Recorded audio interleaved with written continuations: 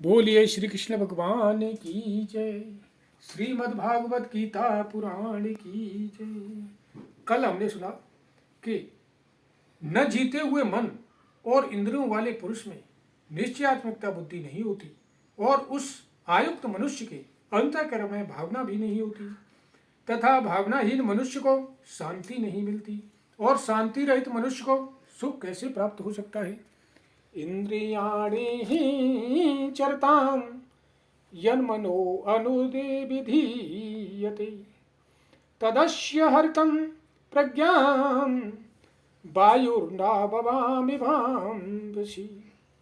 क्योंकि जैसे जल में चलने वाली नाव को वायु हर लेती है, वैसे ही विषयों में विचरित हुई इंद्रियों में से मन जिस इंद्रिय के साथ रहता है वह एक ही इंद्रिय इस आयुक्त पुरुष की बुद्धि को हर लेती है। तस्माधास्य महाबाहो निगृहीतानि सर्वशः इंद्रियाणि इंद्रियार्थेभ्यः इष्टसभ्य प्रज्ञा प्रतिष्ठिता। इसलिए हे महाबाहो, जिस पुरुष की इंद्रियों के विषय में सब प्रकार निग्रह की हुई है उसी की बुद्धि स्थिर है। या निशा सर्वभूतानां तस्यां जागृति संयमी वश्यां जागृति भूतानि सा निशा पश्यतो मुनि। संपूर्ण प्राणियों के लिए जो रात्रि के समान है उस नित्य ज्ञान स्वरूप परमानंद की प्राप्ति में स्थिति प्रज्ञ योगी जागता है और जिस नाशवान सांसारिक सुख की प्राप्ति में सब प्राणी जागते हैं। परमात्मा के तत्व को जानने वाले मुनि के लिए वह रात्रि के समान है। आपूर्यमाण चपलंत्र प्रतिष्ठम समुद्रमाप प्रविशन्ति यद्यवत् तदत्र कामं प्रविशन्ति सर्वे सशांति माप्नोति न काम कामी। जैसे नाना नदियों के जल सब ओर से परिपूर्ण अचल प्रतिष्ठा वाले समुद्र में उसको विचलित न करते हुए ही समा जाते हैं, वैसे ही सब भोग जिस स्थिति प्रज्ञ पुरुष में किसी प्रकार का विकार उत्पन्न किए बिना ही समा जाते हैं, वही पुरुष परम शांति को प्राप्त होता है, भोगों को चाहने वाला नहीं। बेहाह कान्माय सर्वान् पुराम् इश्चरति निह स्पृह निर्ममो निरंकारः स शांति मधिगच्छते। बोलिए श्री कृष्ण भगवान की जय। जो पुरुष संपूर्ण कामनाओं को त्याग कर ममता रहित अहंकार रहित और स्पृहा रहित हुआ विचरता है वही शांति को प्राप्त होता है, अर्थात वह शांति को प्राप्त कर लेता है। ऐसा ब्राहि स्थितः पार्थ नैनां प्राप्यं विभूहति स्थित्वास्यामन्द काले अपि ब्रह्म निर्वाण मृच्छति। हे अर्जुन, यह ब्रह्म को प्राप्त हुए पुरुष की स्थिति है। इसको प्राप्त होकर योगी कभी मोहित नहीं होता और अंतकाल में भी इस ब्रह्मी स्थिति में स्थिर होकर ब्रह्मानंद को प्राप्त हो जाता है। यहाँ पर द्वितीय अध्याय समाप्त होता है। अभी तीसरा अध्याय शुरू करते हैं। ध्यायसि चेत कर्मणस्ते मता बुद्धिर्जनार्दनम् तत्किं कर्मणि घोरे मा नियोजयसि केशव। अर्जुन बोले, हे जनार्दन, यदि आपको कर्म की अपेक्षा ज्ञान श्रेष्ठ मान्य है तो फिर हे केशव मुझे भयंकर कर्म में क्यों लगाते हैं। व्यामी श्रेणेव साक्येन बुद्धिं वह मोहवशीवमि तदेकं वद निश्चिन्त्यं येन श्रेयो अनामानुयाम्। आप मिले हुए से वचनों से मेरी बुद्धि को मानो मोहित कर रहे हैं, इसलिए उस एक बात को निश्चित करके कहिए जिससे मैं कल्याण को प्राप्त हो जाऊं।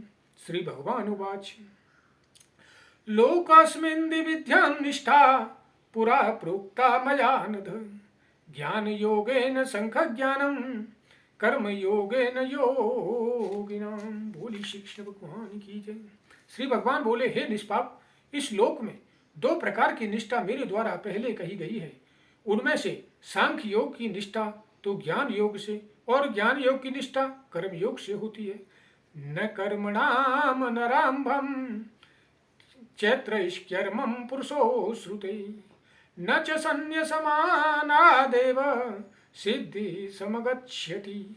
मनुष्य न तो कर्मों का आरंभ किए बिना निष्कर्मता को यानी योग निष्ठा को प्राप्त होता है और न कर्मों के बिना केवल त्याग मात्र से सिद्धि यानी सांख्य निष्ठा को ही प्राप्त होता है।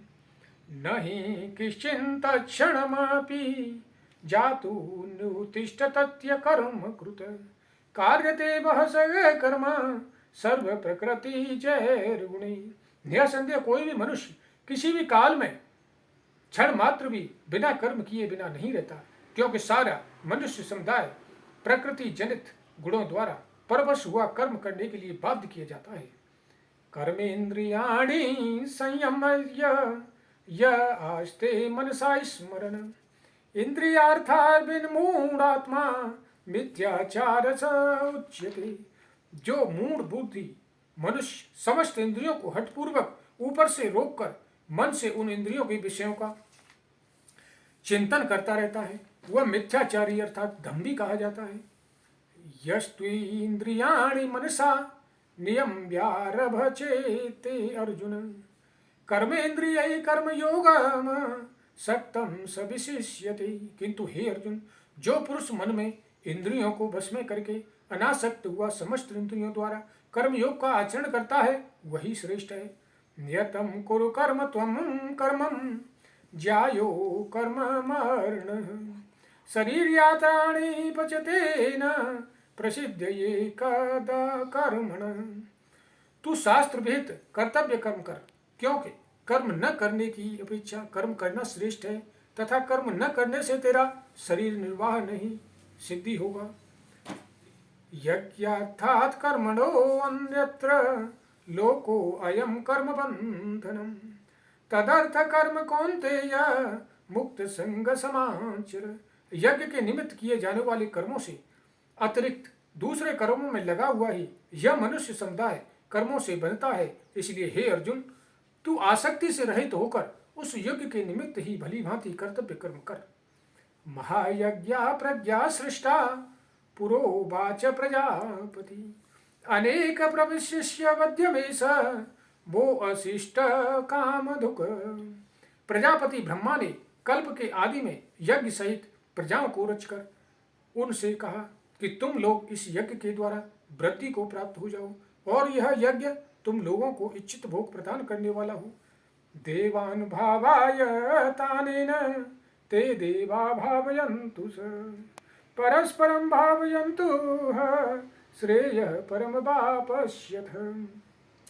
तुम लोग इस यज्ञ के द्वारा देवताओं को उन्नत करो और वे देवता तुम लोगों को उन्नत करें। इस प्रकार निस्वार्थ भाव से एक दूसरे को उन्नत करते हुए तुम लोग परम कल्याण को प्राप्त हो जाओगे।